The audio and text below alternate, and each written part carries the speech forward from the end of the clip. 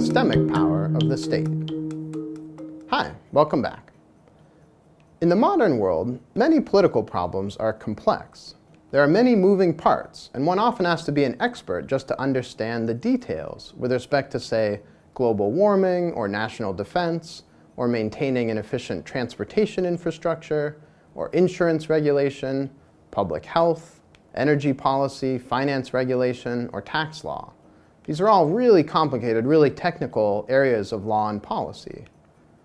To make good decisions about any of this, to make good policy with respect to these issues, we would probably need to know a lot more than the average person, you or me, knows about those issues. This will be key for making policy that actually promotes our happiness and the general welfare. One role that has been suggested for the state, or at least certain kinds of states, is to help improve the epistemic quality of the decisions that get made. That's a fancy way of saying that the state, if designed properly, may be able to make more informed decisions than any one of us would be able to do, decisions that are made in light of the best available factual and technical information. So there's a whole branch of philosophy called epistemology that focuses on theories of knowledge, theories of justified belief, and in particular there's a branch called social epistemology that focuses on ways in which our practices in social communities and political institutions can help improve the accuracy or the truth of the judgments that we reach together. So all of this kind of falls under this heading. One kind of argument for the state is one that focuses on the epistemic virtues of the state. So in this segment, we'll consider two different kinds of epistemic arguments. Both apply only to some kinds of states, not all states. And some kinds of states operating with some kinds of political institutions in particular. So they're not going to apply to every kind of state. It's not a fully general argument in that sense. The first kind of argument focuses on different kinds of institutions that might be epistemically valuable. So in particular, on the use of political representatives and on the use of administrative agencies, both as part of the state. The second kind of argument focuses more generally on democratic institutions and the role that various elements of democratic political systems can play in improving the epistemic quality of decisions that get made by the political system. So there are many reasons to think that systems of electoral representation are likely to make epistemically good decisions, at least when we compare those decisions to those that be made by what's called direct democracy, where direct democracy is about each person in the community having a vote directly on each policy question or whether to pass some legislation or not. Rather than having a representative do this for us, we each would be responsible for voting on everything. So the theory behind systems of representation, in part, is that representatives are going to be solely devoted to the task of making law and policy. So there's a kind of division of labor argument. So they'll have time to research, to consult experts, consult their constituents, all of us, deliberate, and then debate. And in many places, they'll have considerable staffs helping them do all of this. So they can come to have a more informed opinion about what needs to be done, about which problems are most urgent. Furthermore, representatives have to face re-election, and so they want to do things that actually will make things better for us, their constituents. And representatives are in a position to make decisions holistically, weighing trade-offs, making compromises when necessary, balancing competing interests, and having a sense of relative priority and budget limitations. So unlike us, where we might just see one issue and not know what's coming next, they can kind of look at the whole package and make an informed decision about what we should focus on. Or at least that's the theory.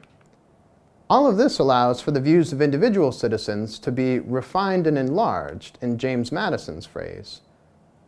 James Madison was one of the founders of the US government, and his idea was representatives could play this kind of vital role. So all of these reasons suggest that an electoral representative system will do a good job at harnessing all of the information that's out there to make political decisions. Later in the course, we'll consider some of the problems with using elections to choose political representatives. So what I presented is sort of the theory behind the use of representatives, but I, in particular, have some serious worries about how that theory actually plays out in practice. We'll talk more about that in later segments. So that's all on the representative side, using representatives to improve the epistemic quality of decisions. On the other hand, we might use something that is referred to, at least in the United States context, as administrative agencies, or administrative agency lawmaking. So these are agencies devoted to carrying out in great detail what a legislature or executive has set as the policy agenda. So in the United States, for example, there are agencies devoted to almost every aspect of our lives, including agencies such as NASA, the Food and Drug Administration, and the Environmental Protection Agency. There are agencies that operate at the federal, state, and local level, and all of these agencies make use of both staff, full-time staff in many cases, and non-staff technical experts who come in and provide input. So whether the field is electrical power, telecommunications, or finance regulation, agencies retain a permanent staff of experts so that the decisions, the regulatory decisions made by the agency, will be informed by the best information in the field and will be able to respond to technical advances as they occur.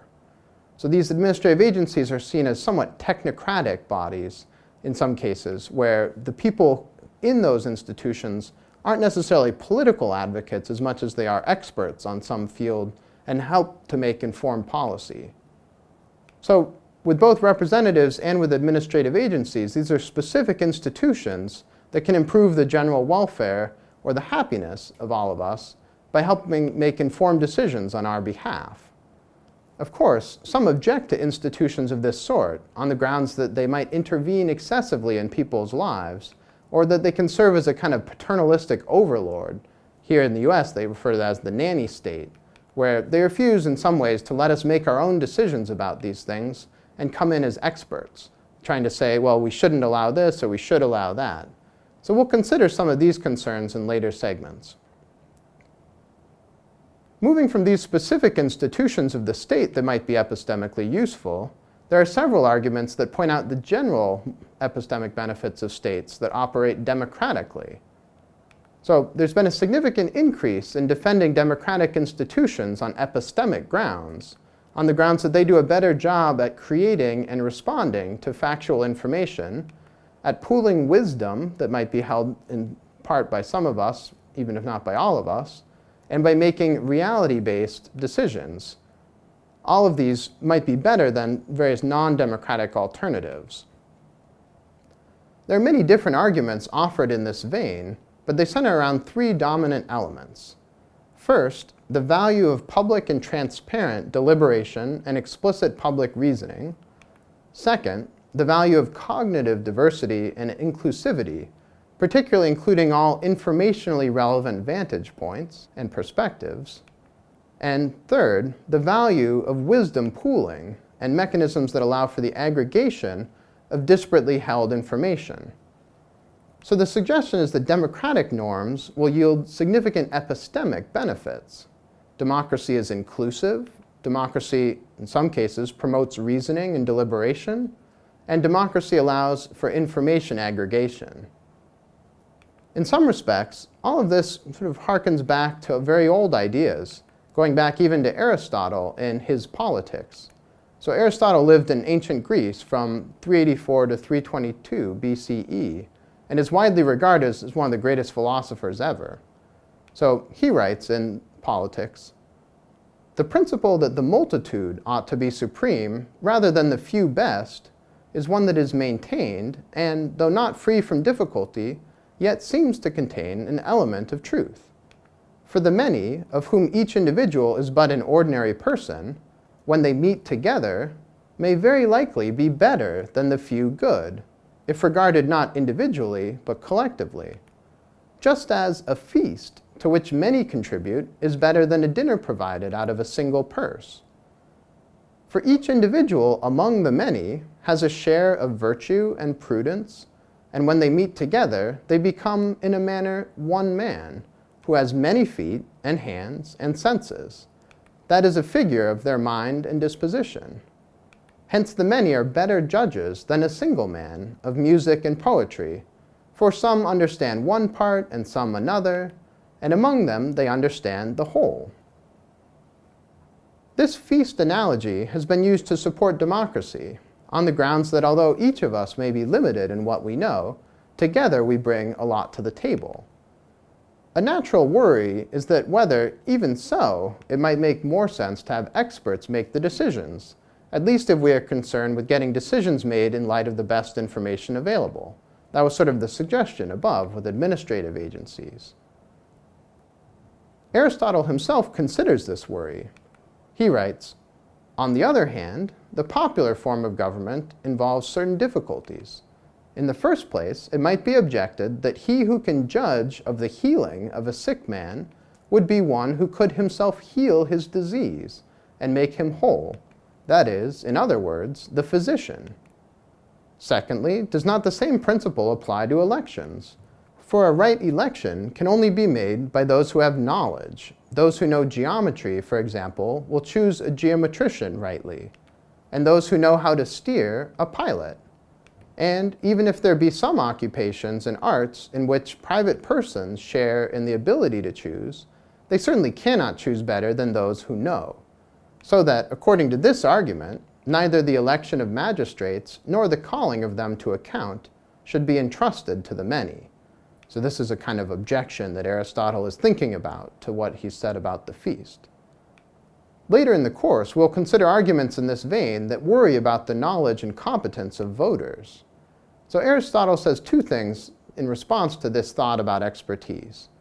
So he says, possibly these objections are to a great extent met by our old answer, that if the people are not utterly degraded, although individually they may be worse judges than those who have special knowledge, as a body they are as good or better.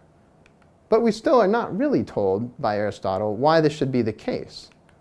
So perhaps we're to think of the feast analogy here. But then he makes what seems like a new point.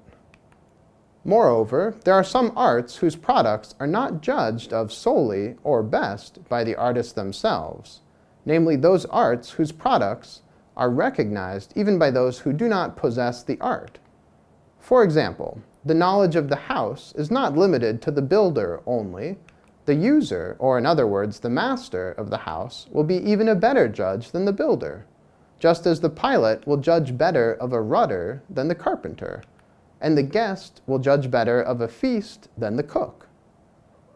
This suggestion might be a way of blocking this worry about, well, maybe experts would do better.